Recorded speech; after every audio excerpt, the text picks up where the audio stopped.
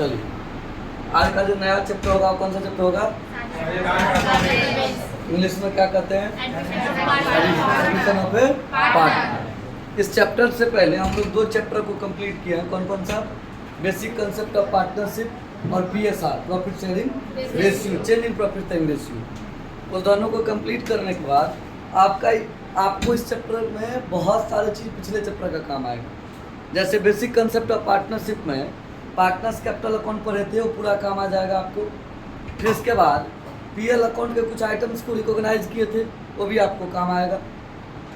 फिर उसके second chapter में आ जाए चेंज इन PSR में, उसमें से आपका सेक्रीफाइसिंग गेनिंग काम आना है, रिवैल्यूएशन काम आना है, रिवैल्यूएशन की एंट्री काम आने हैं, सिंगल एंट्री एडजस्टमेंट काम आने हैं। बहुत सारे चीज़ जो है तो आपको इसमें काम आ जाएगा। तो कारण प्रश्न उठता है कि सर हम कोई भी व्यक्ति को अपने फर्म का पार्टनर बनाएंगे, क्या कारण है कि हम अपने फर्म में एक नए साझेदार को प्रवेश देंगे? किसको देंगे? इसमें कारण हो सकता है जो मेरे कंपनी का जो प्रबंधक है, मेरे कंपनी का जो मैनेजर है, उसी को मैं अपने फर्म का पार्टनर बना दूँ। पॉइंट 1। पॉइंट 2, हमारे फर्म में कोई बेहतर कर्मचारी है, कोई स्किल वर्कर है, उसको मैं अपने फर्म का अपने फर्म का क्या करूँ? साझेदार बना लूँ। या फिर हमारे फर्म में नए साझेदार को इसलिए शामिल करना पड़ेगा क्योंकि हमारे पास में कोई चीज़ का कमी है। क्या चीज़ का कमी है? थोड़ा सा आएंगे, किन किन चीज़ों पर ध्यान देना पड़ेगा हमको। जैसे हमारे पास लैक ऑफ कैपिटल है। क्या हमारे पास? यानी कि पूंजी की कमी है। किसकी कमी है? पूंजी की कमी। तो मैं एक ऐसे व्यक्ति का तलाश करूंगा जो व्यक्ति हमारा क्या कर सके, ये जो डिमांड है हमारा ढुआ वाला, रुपया वाला, वो पूरा कर सके। क्या कर सके? वो पूरा कर सके। तो मैं उनको अपने फर्म में पार्टनर बना लूँ कि भैया आप मेरे फर्म में आ जाओ और मेरे फर्म में आप बिजनेस स्टार्ट करो, राइट। और इससे मैं आपको प्रॉफिट जो होगा उसमें शेयर दूंगा, रिस्क होगा तो उसमें भी आपको शेयर लेने होंगे। फर्म के जो एसेट्स होंगे उस पर कॉमन ऑथोरिटी आपको मिल जाएगा। फर्म में जो लायबिलिटीज होगा उसमें भी आपको कॉमनली यूज करना पड़ेगा। इन सभी चीज़ों को जानकारी देकर मैं आपको इसमें डाल सकता हूँ, मैं इसमें ला सकता हूँ। कोई दिक्कत, कोई परेशानी? चलिए बैठ जाइए, कहीं जगह मिल ही जाएगा आपको। यहाँ 3 है प्रकाश वाले पे, उसको 4 कर लीजिए। वहाँ 3 है, उसको 4 कर लीजिए। ठीक है, वहाँ पर जो है तो क्या हो जाएगा? लेफ्ट। चलिए बैठिए, जल्दी बैठिए। वीडियो बन रहा है आप लोगों के लिए, पहली बार सोचे कुछ करें हम भी, करते 2-4, है ना प्रतीक बाबू? चश्मा कहाँ हो गया आपका आज? चलिए बैग में रखें, चश्मा बैग में रखने का चीज़ ही है, नज़र लगे जाएगा। ठीक है, चलिए तो हम आपको क्या कर रहे थे कि नए साझेदार में प्रवेश कब देंगे? जब फर्म में पूंजी की कमी होगी। किसकी कमी होगी? पूंजी की कमी होगी। तो मैं क्या करूँगा, एक नए साझेदार को प्रवेश दूंगा। किसको दूंगा? जो कैपिटल देने में इंटरेस्टेड हो, एक उसको रख सकता हूँ। या फिर मैंने एक चीज़ और कहा कि हम आपको कभी कभी हम क्या करेंगे, मैनेजर को ही न्यू पार्टनर बनाते हैं। उसको मैनेजर को ही क्या करेंगे, एज ए न्यू पार्टनर रखेंगे। हमारे कोई स्टाफ है जो बेहतर काम कर रहा है, तो मैं स्टाफ को भी क्या कर सकता हूँ, as a partner, new partner रख सकता हूँ। कोई दिक्कत? किस को रख रहा हूँ मैं? पूंजी की कमी होगी तो मैं नया पार्टनर रख लूँ, मैनेजर को ही नया पार्टनर बना लूँ, स्टाफ को नया पार्टनर बना लूँ। या फिर मेरे यहाँ क्या ना, ऑपरेशन करने की प्रॉब्लम हो रही है, मेरे बिजनेस बहुत बड़े लार्ज स्केल में है, लेकिन एक बेहतर ऑपरेट करने वाले की दिक्कत है। चलो मान के चलो हमारे पास 4-5 आउटलेट है, मतलब 4-5 बिजनेस के आउटलेट डाले हुए हैं। अब 4-5 आउटलेट को कंट्रोल करने वाले की कमी है, 4-5 आउटलेट का मैनेजमेंट करने वालों की कमी है, 4-5 आउटलेट की सारी समस्याएं हैं। तो मैं क्या करूं, उसको भी एज ए न्यू पार्टनर रख सकता हूं। किसको? जो फर्म को क्या करेगा, ऑपरेट करेगा। क्या करेगा? फर्म को ऑपरेट करेगा, उसको भी मैं न्यू पार्टनर के रूप में रख सकता हूँ। मतलब सीधा है, हमारी फर्म में कोई चीज़ों की कमी होगी, उस कमियों को फुलफिल करने के लिए हम किसी को भी पार्टनर बना सकते हैं। बस वह होगा कौन? वह मस्तिष्क रूप से स्वस्थ हो। पागलों को तो बनाना नहीं है। एक वो किसी कानून के द्वारा अयोग्य घोषित ना किया गया, हमारा जो भारत का कानून है उसके द्वारा अयोग्य घोषित ना किया गया हो तो हम उसको पार्टनर बना लेंगे। अगर मेरा मन है कि मैं माइनर को पार्टनर बना लूँ, आप बना लो भैया। माइनर मतलब कौन? दो तरह के माइनर बताए थे, कौन कौन? एक 18 वाला और एक 21 वाला। 21 के बाद 18 वाला कौन? सामान्य बच्चे। और 21 वाला कौन? बोलो जोर से। जिसका माता पिता ने, जो कोर्ट ऑफ यार्ड में रह रहा। अगर कोई बच्चे का माता पिता नहीं है और वो कानून के देखरेख में, न्यायालय के देख में रह रहा है, उसकी एज 21 साल हो गई। कितनी है? 21 साल, तो ही वह बालिग माना जाएगा, नहीं तो बालिग नहीं माना जाएगा। कोई दिक्कत? 18 वाले का क्या कहानी है? 18 वाला अगर सामान्य बच्चा है हम लोग की तरह तो 18 वो बालिग माना जाएगा। 18 से कम या 21 से कम कोई बच्चा है उसको आपने पार्टनर बना लिया, that is a minor partner. वो कौन क्या है? Minor partner. अब माइनर पार्टनर आपका प्रॉफिट में हिस्सा लेगा, आपके एसेट्स में हिस्सा लेगा, लेकिन आप लॉस किए तो उसमें हिस्सा आपको नहीं लेगा। आपकी जो कोई रिस्क है उसमें उसकी कोई गारंटी वो नहीं लेगा। कहेगा सर तब माइनर को रखेंगे क्यों? तो आपके पार्टनरशिप डीड के अकॉर्डिंग होगा। या तो आपकी जो फॉर्म है, आपका कौन है? आपकी जो फॉर्म है उसमें जो एक पार्टनर था, कोई मान के चलिए एक्स नाम का, उसकी डेथ हो जाती है और उसका बच्चा माइनर एज का है और मेरे पार्टनरशिप डीड में इन बातों का उल्लेख है कि आप उसको क्या कर सकते हैं? एज ए न्यू पार्टनर रख सकते हैं उनके बच्चे को, जो नॉमिनीज है उसको, तो हमको माइनर एज पार्टनर रखना पड़ेगा। कोई दिक्कत? पॉइंट नंबर 2 पे चलते हैं। या फिर मेरे कंपनी का ब्रांड एम्बेसडर है, तब हम उसको न्यू पार्टनर। ब्रांड एम्बेसडर बहुत खर्चीला चीज़, करोड़ों रुपया की चार्ज। अभी ऐश्वर्या राय की बेटी है, कहीं लॉन्च नहीं हुए ब्रांड एम्बेसडर के रूप में। मैं जहाँ कॉमर्स क्लासेज को उसका ब्रांड एम्बेसडर बना देता हूँ, अपने कोचिंग का ब्रांड एम्बेसडर बना दूँ। तो फ्री में तो करेगी नहीं प्रचार, लाख रुपया का तो सवाल होगा नहीं, करोड़ों की बात होगी। तो करोड़ों का कोचिंग सेंटर भी होना चाहिए।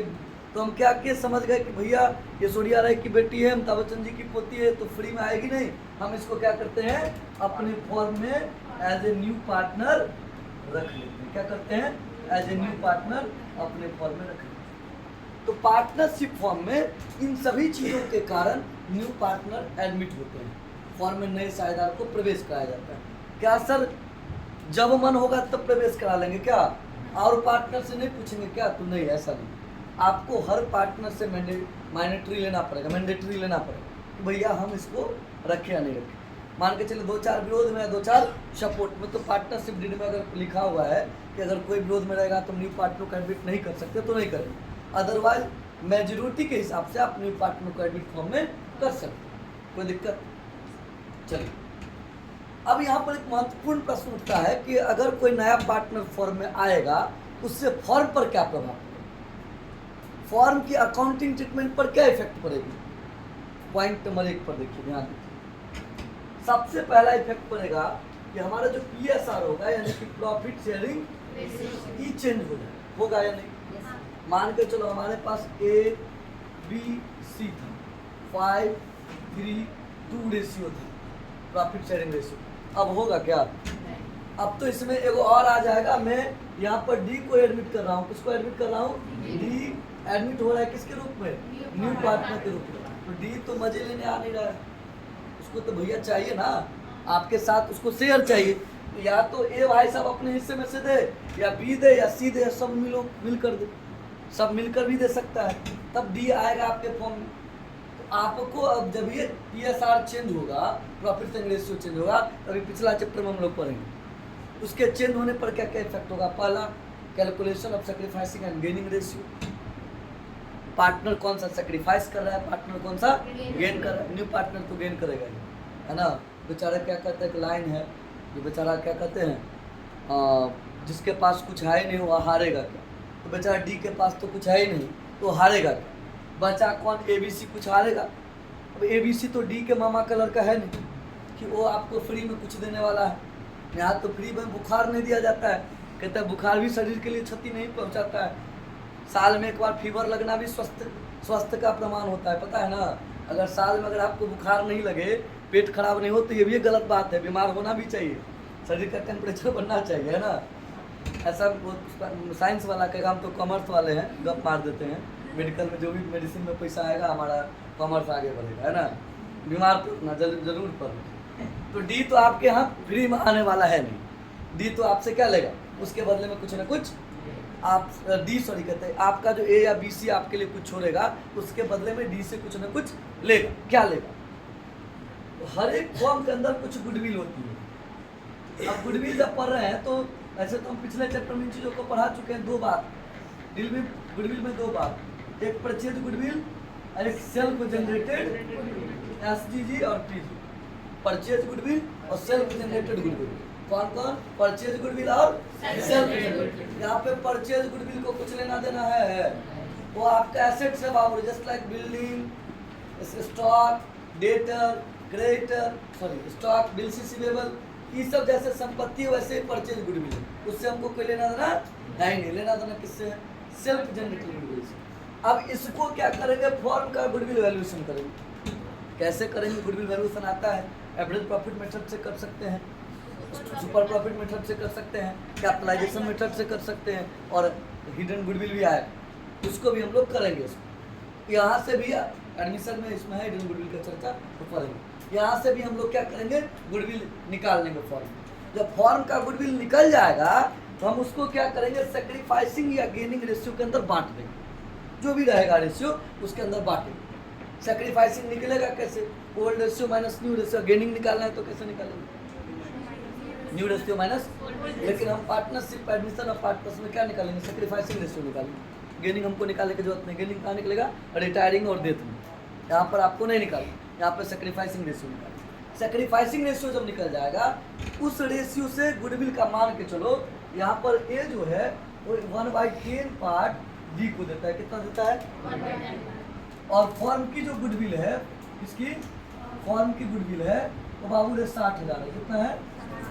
60। इसका मतलब है ये जो है 60,000 का 1/10 भाग कितना? 1/10। 6,000 किससे लेगा? ये डी से लेगा। कहेगा भैया तुमको 1/10 भाग दिए, उसके बदले में हमको क्या करो? तुम हमको दे दो। कितना रुपया? 6,000 रुपया। तो फिर मैं तुम्हारा मामा कलर का हूँ नहीं, तो फ्री में मैं कुछ दूंगा। बात समझ रहे ना? हमने अपने शेयर जो 5/10 था, एक का कितना था, इसमें से हमने तुमको कितना दे दिया?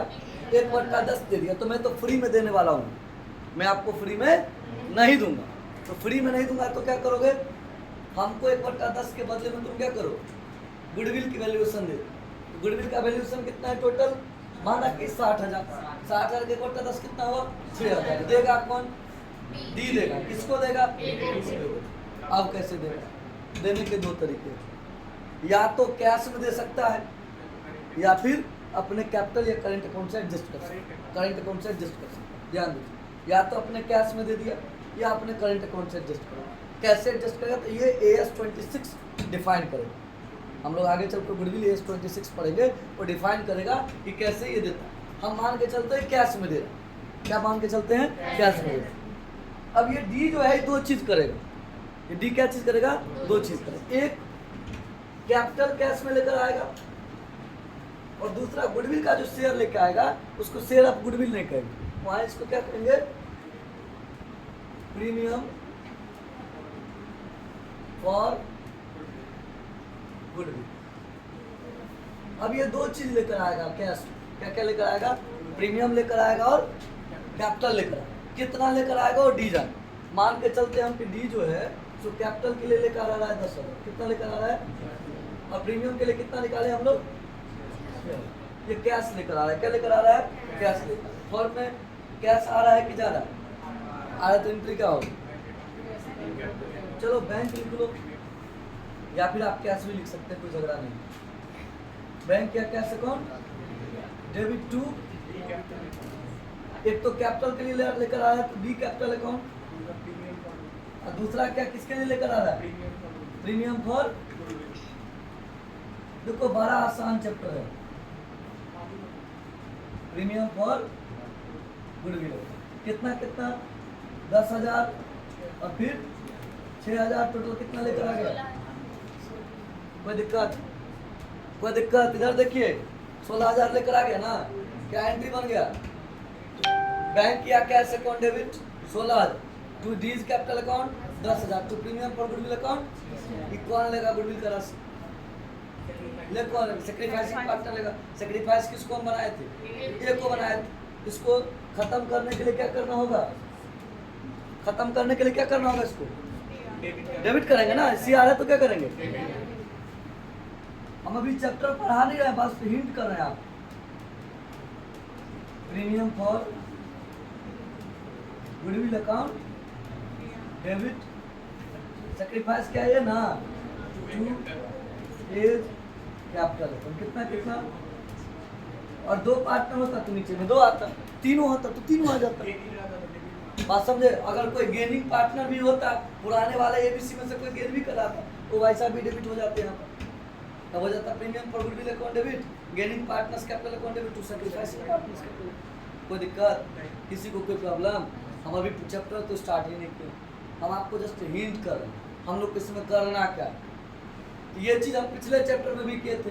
हाँ, वहाँ पर प्रीमियम फॉर गुडविल नहीं था, वहाँ पर था gaining partners capital account debit to sacrificing partners capital account. यहाँ पर क्या गया, नया चीज़ आ गया, प्रीमियम फॉर गुडविल अकाउंट। कोई दिक्कत तो आप लोग पूछ सकते हैं, बताइए। कोई दिक्कत है तो पूछिए।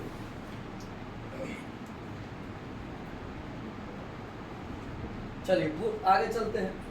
अब एक फॉर्म में जब नया साझेदार आएगा उसके कुछ दायित्व भी होंगे।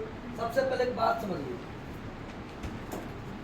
एक नए साझेदार को फॉर्म में जो शामिल किया जाता है उसके लिए हमारे भारतीय साझेदारी अधिनियम 1932 के सेक्शन 31, देखिए जब भी आप एग्जाम में पढ़ो ना, एक चीज ध्यान रखना, सेक्शन लिखने से रिजल्ट बढ़ता है, कॉपी की वेटेज बढ़ जाती है, इसीलिए सेक्शन लिखना मत भूलना। अगर कोई चैप्टर के अंदर सेक्शन है, एएस है, शेड्यूल है, उसको चर्चा करो थ्योरी लिखते समय। यहाँ पे क्या कहता है कि पार्टनरशिप एक्ट 1932 के सेक्शन कितना 31 कहता है कि कोई पार्टनर कब फॉर्म में एंट्री ले सकता है। क्या कहता है? कोई पार्टनर फॉर्म में कब एंट्री ले?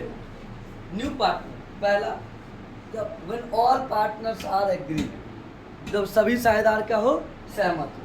हमने क्या कहा, पहला पॉइंट क्या कहा कि जब सभी साझेदार सहमत हो तब वो जाकर नए साझेदार के रूप में फॉर्म में प्रवेश कर सकते। जब सभी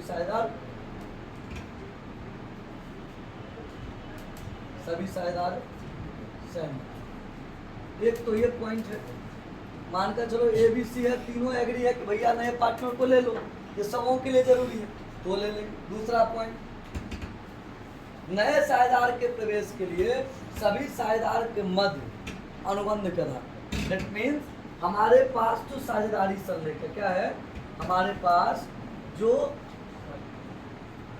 पार्टनरशिप डीड है, यानी कि साझेदारी संलेख या समझौता जो हमने तैयार करके रखा हुआ है, उसके आधार पर भी हम नए साझेदार को प्रवेश कर सकते। ये हम नहीं कह रहे, कौन कह रहा है? पार्टनरशिप एक्ट के सेक्शन 31 कह रहा है कि भैया दो बात होगा तो नए साझेदार को प्रवेश करा सकते हैं।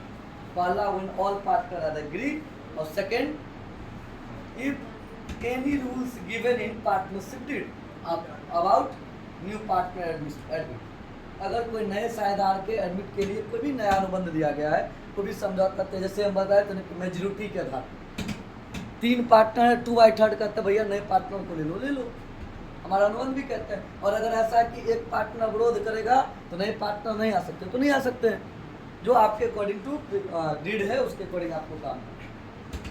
अब अगला बात कहता है कि भाई साहब जब नए पार्टनर आएंगे तो उसके कुछ ना कुछ राइट्स हो कि नहीं होगा, पक्का कुछ राइट्स होगा। क्या राइट्स होगा? पहला, जब वो फॉर्म में आएगा तो फॉर्म के जो राइट्स अपने लिख देते हैं, कोशिश रहेगा कि एक शॉर्ट में बातों को समझा दें, क्योंकि ज़्यादा इसमें थ्योरी तो है नहीं, जो थोड़ा बहुत है डिस्कस कर लेते हैं। पहला, नया पार्टनर आया फॉर्म में तो उसको क्या कहेगा, भैया रे तुम्हें संपत्ति में हिस्सा नहीं देंगे। आप उसके लिए तो कैपिटल लिए ना, उसके लिए क्या लिए? प्रीमियम फॉर गुडविल लिए, उसको संपत्ति में हिस्सा दीजिएगा। तो पहला राइट्स है फॉर्म के संपत्ति में हिस्सा प्राप्त। पहला में जो भी संपत्ति होगा उसमें इसका भी हिस्सा होगा, जो भी सके प्रॉफिट शेयरिंग रेशियो जो PSR है उसी के अकॉर्डिंग इसको हिस्सा मिलेगा। दूसरा पॉइंट कहता है कि फॉर्म में होने वाले लाभों में इसका हिस्सा मिलना चाहिए। मतलब फ्यूचर में जो भी लाभ होगा ना,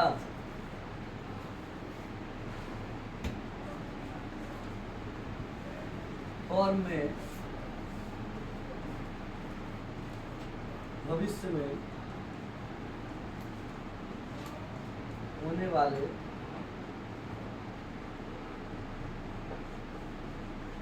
लाभों में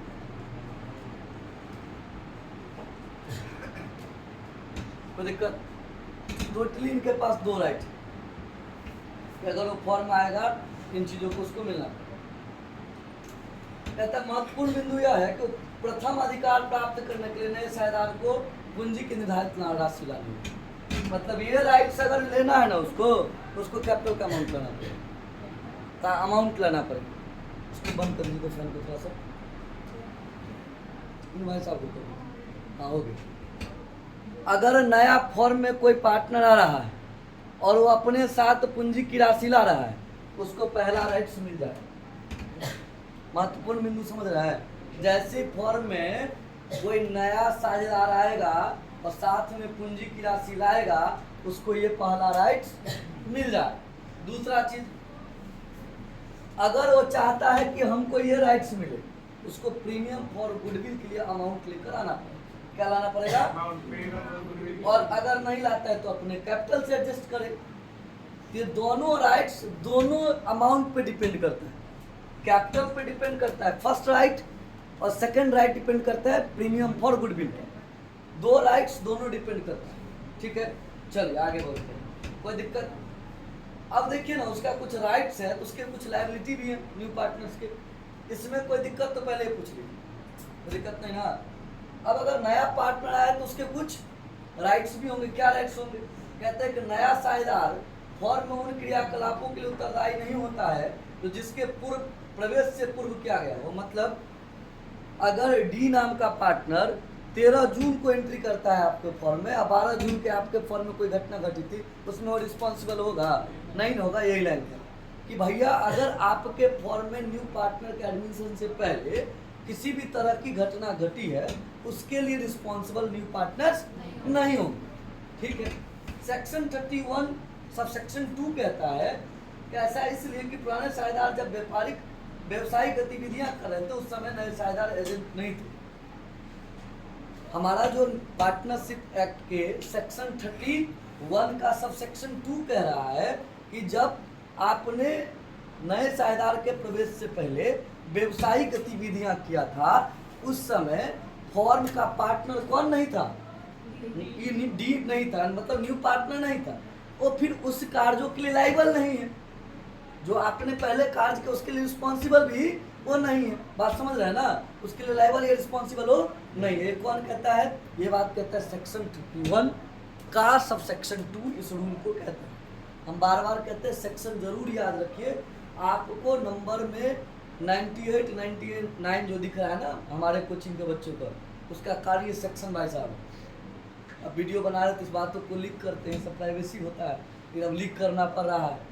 तो ये बात अब समझ लीजिए कि यहाँ पर जो 98 या 99, अभी तक हाईएस्ट 99 आया है, और डैम श्योर किस बार 100 भी आ जाएगा किसी को, भगवान करे। 4-5 गो है ला सकता है, अगर ईमानदारी से पढ़े तो। नहीं बेईमानी कर लेगा तो फिर 60 लाएगा तो भविष्य ठीक है।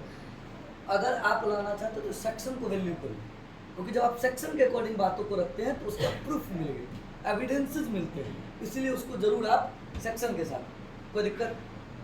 फिर आगे कहता है किंतु इसका तात्पर्य यह नहीं है कि फॉर्म का लेनदार अपने ऋणों को वसूली हेतु नए साझेदार के विरुद्ध प्रक्रिया प्रारंभ नहीं कर। क्लियर हो गया कि अगर मान के चलिए ऊपर वाले अगर मान के चलिए आपने ये तो कह दिया कि भैया उससे पहले कोई भी घटना हुआ हम लायबल नहीं, लेकिन क्रेडिटर होगा तो लायबल नहीं होंगे उसके लिए आप।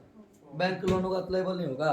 संपत्ति में आप लायबल हैं, आप संपत्ति पर अपना चार्ज रखते हैं, तो लायबिलिटीज पर भी आपको चार्ज रखना पड़ेगा। हाँ, कोई ऐसा कार्य है जो लीगली ऑथोरिटीज का है, जो कोई घटना घट गया, लीगल क्लेम हो गया उस पर, तो फिर उस पर आपको ध्यान नहीं देना। लेकिन अगर कोई फॉर्म में liabilities like bank loan, long term borrowing, आपका फिर योगदान चाहिए, उसमें आपको 100% आपको चार्ज लेना पड़ेगा। ठीक है, ये आपकी रिस्पॉन्सिबिलिटी हुई। चलिए आगे क्या कहता है। लेनदार ऐसे कहता है,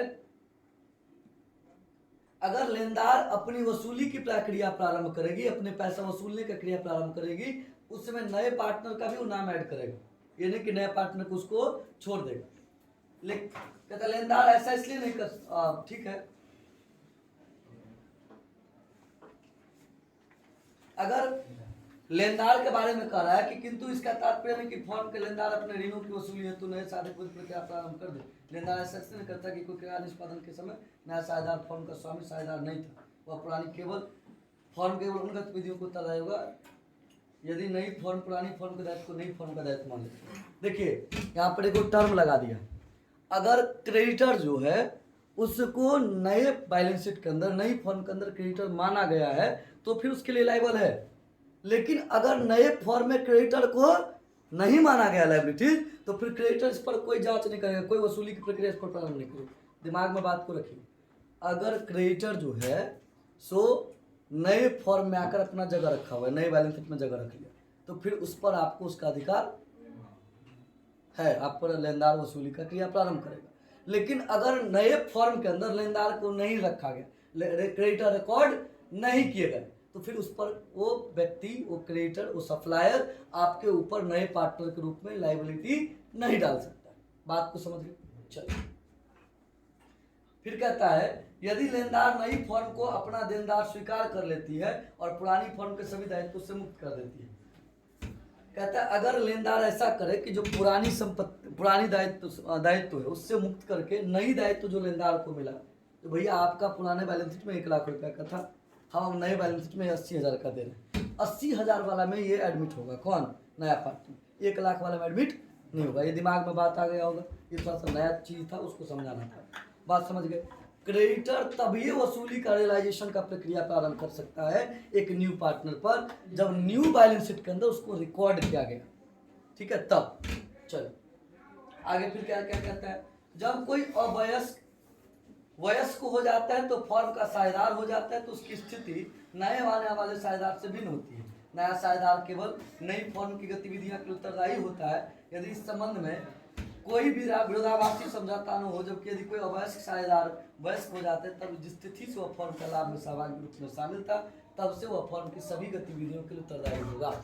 कहता है कि जो अवयस्क है, जो माइनर वाला है, वो मैच्योर हो गया, वयस्क हो गया, उसकी जो एक्टिविटीज होगी वयस्कता के बाद वो नए पार्टनर से अलग होगा। कहेगा कैसे होगा? तो यहाँ पर एक एग्जाम्पल ले लीजिए, ये है टिंकुआ, जो फर्म में माइनर पार्टनर के रूप में हला नहीं करिएगा, माइनर पार्टनर के रूप में काम कर रहा है। टिंकू क्या कर रहा था? माइनर पार्टनर के रूप में पहले से ही काम कर रहा है। और इधर और एक है यहाँ पर, इसका नाम रख दीजिए, मान के चलिए गूगल भाई साहब। इन्होंने नए पार्टनर के रूप में एडमिट ले लिया आपके फोन। इनकी जो रिस्पॉन्सिबिलिटी होगी वो इनकी रिस्पॉन्सिबिलिटी होगी, दोनों में अंतर लगेगा, तो लग रहा है कि नहीं? बहुत बड़ा अंतर। देखिए कैसे, ये तो मेरे फॉर्म में पहले से पार्टनर है माइनर वाला, अब ये मैच्योर हो गया, पहले से अवयस्क था, अब ये वयस्क हो गया है।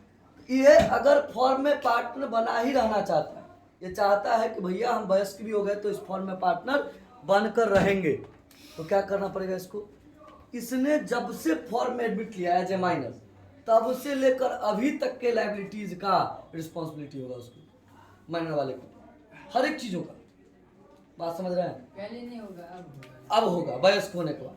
टिंकू जब बचपन में था तब का जो गलत काम किया या फिर फॉर्म में कुछ गलतियां हुई, फॉर्म के अंदर कोई लायबिलिटीज हुआ, फॉर्म के अंदर कोई रिस्पॉन्सिबिलिटीज है, वो माइनर एज वाला सारा कहानी अगर फॉर्म में चल ही रहा है तो उसके लिए अब लायबल टिंकू भाई साहब हो जाए। न्यू पार्टनर तब ये लायबल होंगे जब इसके बारे में कोई रूल एंड रेगुलेशंस दिया गया, जो न्यू पार्टनर इसमें सहभागिता लेगी कि नहीं लेगी, कॉपरेशन उसमें करेगा या नहीं करेगा। ठीक है, कोलाबरेट करेगा कि नहीं करेगा। अगर ऐसा रहेगा तो कोलाबरेशन होगा, तो फिर नया पार्टनर भी कोलाबरेट करेगा, अगर नहीं होगा तो ये नहीं करेगा। लेकिन माइनर जो है उसको करना पड़ेगा, उसके लिए कंपलसरी है, मैंडेटरी है। अगर वो वयस्क होने के बाद भी उस फॉर्म में पार्टनर बना रहना चाहता है, उसको ये काम करना पड़ेगा, कोई दिक्कत। माइनर अब इसमें अंतर समझ गए होंगे। चलिए आप पूछिए। माइनर को मतलब पार्टनर कन्वर्ट होने के लिए क्या क्या प्रोसीजर करना पड़ेगा? माइनर अगर आपके फॉर्म में ऑलरेडी आपके पार्टनर था माइनर, अब वो मैच्योर हो गए, वयस्क हो गए, तो क्या कहता है, रूल कहता है कि जब माइनर वयस्क होकर फॉर्म में एडमिट ही रहना चाहता है, एज ए पार्टनर रहना चाहता है, उसके लिए उनके जो माइनर एज के समय में जो भी रिस्पॉन्सिबिलिटी थी वो सब कुछ इसके ऊपर आ जाएगा। फॉर्म में लॉस था, पीएल डेबिट बैलेंस था, ये पूरा करेगा।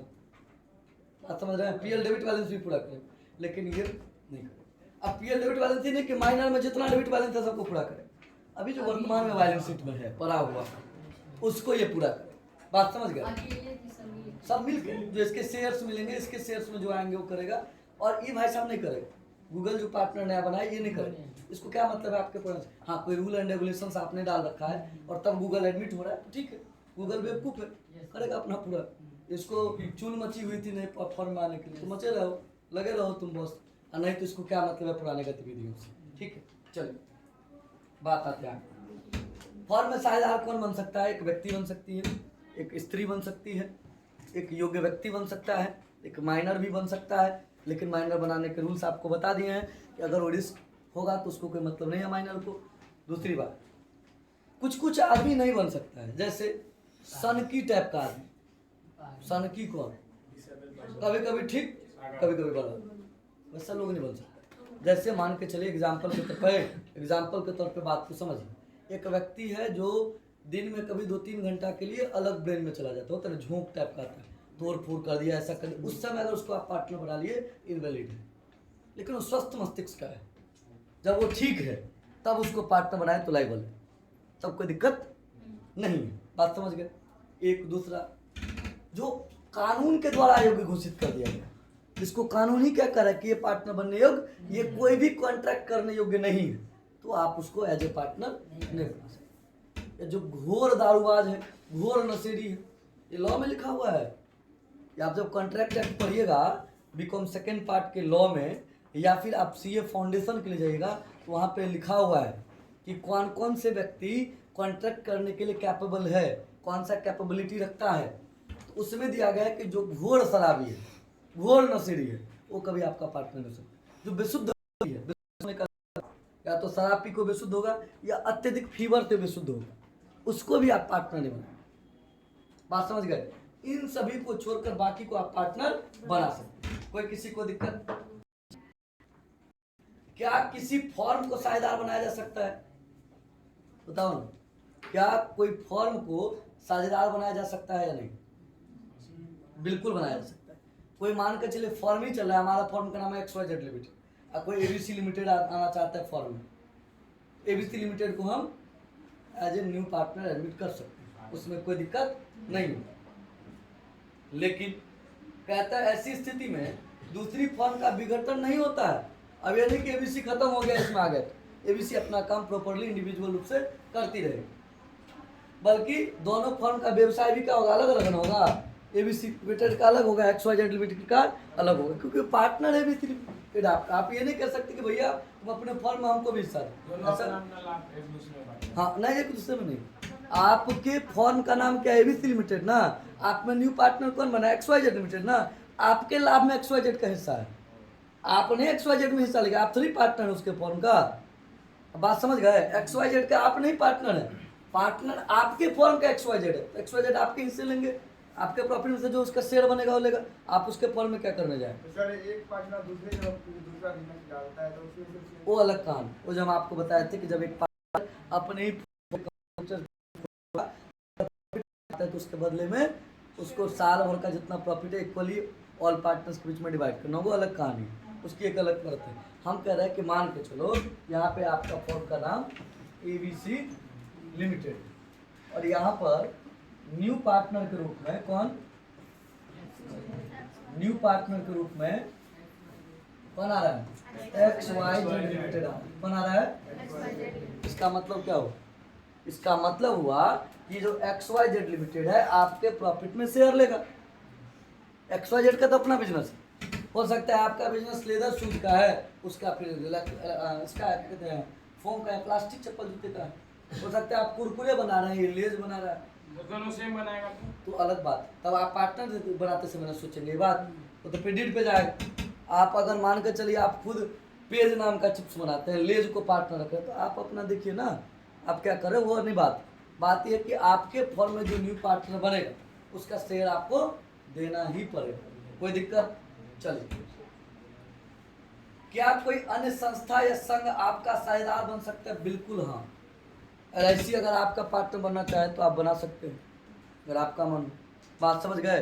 कोई भी कॉरपोरेशन भी आकर आपका पार्टनर बन सकता है, आप उसको नहीं कहेंगे आप कॉरपोरेशन आप नहीं बना सकते। हम नहीं बन सकते। आप भी बन सकते हैं, क्यों नहीं बन सकते? माना कि आप ही जो है ABC लिमिटेड है, आप जाए XYZ में पार्टनर बन जाए, XYZ एग्री करेगा तब ना, एग्री करेगा तब बन जाइए। ठीक, इतने सारे कहानी समझने के बाद अब आपको एक बात तो समझ में आ गया होगा कि न्यू पार्टनर बनने के लिए कितने लोग कैपेबल हैं, कौन कौन न्यू पार्टनर आपके फॉर्म में बन सकता है, और न्यू पार्टनर के राइट्स कौन क्या है, सेक्शन 31 क्या कहता है, सेक्शन 31(2) क्या कहता है, सब सेक्शन 2 क्या कहता है। अब आते हैं कि क्या जरूरी है सर कि हम नए पार्टनर को एडमिट करें फॉर्म, क्या मजबूरी है भैया? तो मजबूरी है, पहला मजबूरी है कि जब हम अपने बिजनेस को लार्ज स्केल पे लेकर जाना चाहते हैं तो कैपिटल तो चाहिए, वॉल्यूम ऑफ कैपिटल तो बढ़ाना पड़ेगा ना। चलो नए पार्टनर को ले लो जो कैपिटल ला कर देगा, या फिर आप अपने गुडविल को क्या करना चाहते हैं, एक्सपेंड करना चाहते हैं, बढ़ाना चाहते हैं। गुडविल एक्सपेंड करने के लिए ऐसे व्यक्ति का तलाश करें जो गुडविल बढ़ाने में आपको मदद करे। और लेमिनस का प्रचार करते हैं मिस्टर सचिन तेंदुलकर जी, तो क्या किए, उसके गुडविल को बढ़ाया या खा गए?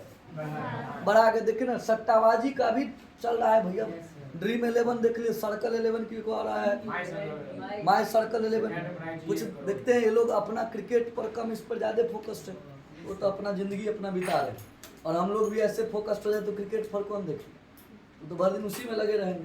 ये लोग अब देखिए मिस्टर ड्रीम कोई छूटा, ये लोग ड्रीम छूना स्टार्ट किया। तो ऐसे अगर आपको फॉर्म को गुडविल बढ़ाना है तो आप ऐसे व्यक्ति को ब्रांड एम्बेसडर बना लो जो आके ताकि आगे बिजनेस को बढ़ा। अगला, आपकी जो मैनेजियल पावर है ना, प्रबंधकीय क्षमता, वो कम है, आप चाहते हैं उसको प्रॉपर वे दे, क्योंकि बिना management anything minus management is equal to 0। कुछ में से मैनेजमेंट को हटा लो, शेष बचेगा 0।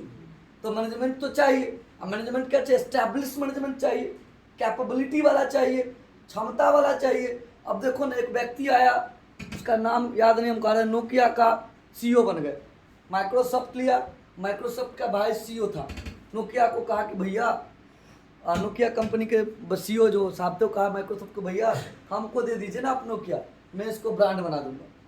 दे दिया CEO, बेड़ा गर्क कर दिया उसको, विंडोज फ़ोन बना दिया, अच्छी खासी ब्रांड जिसकी थी नोकिया की, उसके फ़ोन का इतिश्री कर। एक मैनेजमेंट का ये क्षमता हो, कहीं का ना छोड़। फिर ड्रीम 11 को देख लीजिए, कितना पावरफुल मैनेजमेंट है, कहाँ से कहाँ पहुँचा दिया।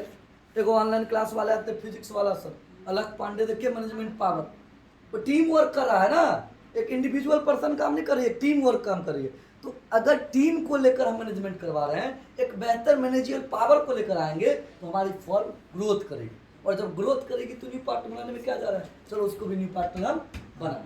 अगला, अगर कोई आपके पास योग्य स्टाफ है, कैपेबल स्टाफ है, जो आपके फर्म को प्रॉफिट को क्या कैसे इनहेंस कर सकता है, प्रॉफिट को बढ़ा सकता है, तो आप क्या करो ना, उसको ले लो। मान के चलो आपके फर्म में ABC कोई है जो अच्छा स्टाफ आपके प्रॉफिट को इनहेंस कर सकता है, तो आप उसको ले लो। तो प्रॉफिट इनहेंसिंग के लिए आपने स्टाफ को ही क्या बना लिया, एज ए न्यू पार्टनर बना लिया। और लास्ट, आपका कोई कंपटीटर है, ठीक है, और कंपटीटर भाई साहब बड़ा कंपटीशन देते रहते हैं, उसको समाप्त करने के लिए कंपटीटर को न्यू पार्टनर बना लो। VI को ले लीजिए ना एग्जाम्पल में, बोडा और आइडिया आपको देखिए ना, दोनों मिल गए, दोनों एक दूसरे के कंपटीटर हुआ करते थे। कहने का मतलब है कि पूरे पार्टनरशिप का इससे ज़्यादा थ्योरी नहीं है, दैट्स ऑल। और आज थ्योरी ही कंप्लीट करना था। इसका PDF आपको मिल जाएगा ऑनलाइन में, वाले अगर PDF चाहते हैं तो आपको भी मिल जाएगा, 100 रुपया उसका देना पड़ेगा, ठीक है, 100 रुपया दे दीजिएगा, उसका PDF आपको मिलेगा। अगर आप क्लास परचेज करना चाहते हैं ऑनलाइन तो आप परचेज कर सकते हैं, हमारे दिए गए नंबर 8210588891। और एक नंबर और है 8873200247। उसका लास्ट 247 इसलिए है कि 24x7 24 घंटा 7 दिन मेरी कोचिंग खुली रहती है। आप आइएगा, स्वागत होगा आपका। बहुत बहुत धन्यवाद। आपका दिन शुभ। जय श्री कृष्णा, राधे राधे।